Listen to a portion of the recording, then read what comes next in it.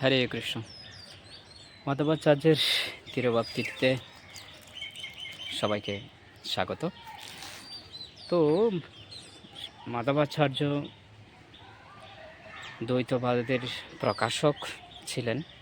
তো শ্রীপাদ শঙ্করাচার্য বলছেন তিনি অদ্বৈতবাদ দিয়েছেন, অর্থাৎ জীব এবং ভগবান এক।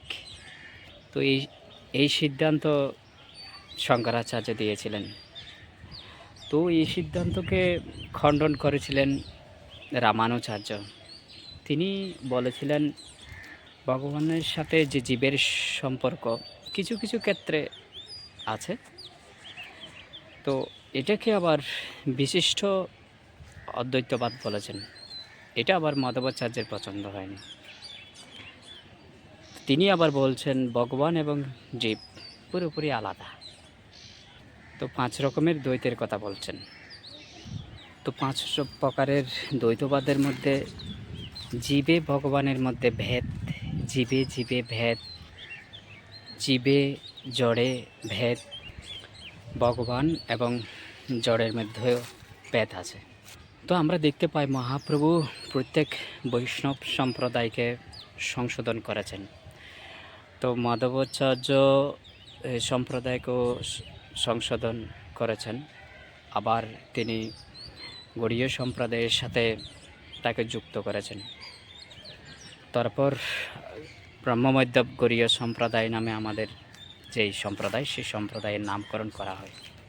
তো মাধবাচার্যের একটা অংশ হচ্ছে যে তত্ত্ববাদী, সাউথ ইন্ডিয়া। তো মহাপ্রভু এই তর্ক যুদ্ধে এই তত্ত্ববাদীদেরকে সংশোধন করেছিলেন। তো যা চৈতন্য চরিতামৃতে বর্ণনা রয়েছে। তো মহাপ্রভু ওই 4 সম্প্রদায়ের কাছ থেকে দুটো দুটো করে সিদ্ধান্ত নিয়েছিলেন।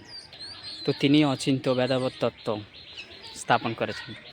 তো মায়াবাদকে পূর্ণরূপে খণ্ডন করেছেন মাধবাচার্য। তো মায়াবাদ মানে হচ্ছে ভগবানের শরীরটা হচ্ছে জড়। তো মাধবাচার্য শ্রীহরি যে সর্বশ্রেষ্ঠ, তিনি এটা প্রতিষ্ঠা করেছেন এবং তার বিগ্রহ চিন্ময়, তিনি সেটা প্রতিষ্ঠা করেন। তো মহাপ্রভু তার অচিন্ত বেদাবত তত্ত্বের মধ্যে দিয়ে এটাকে সংযুক্ত করেছেন।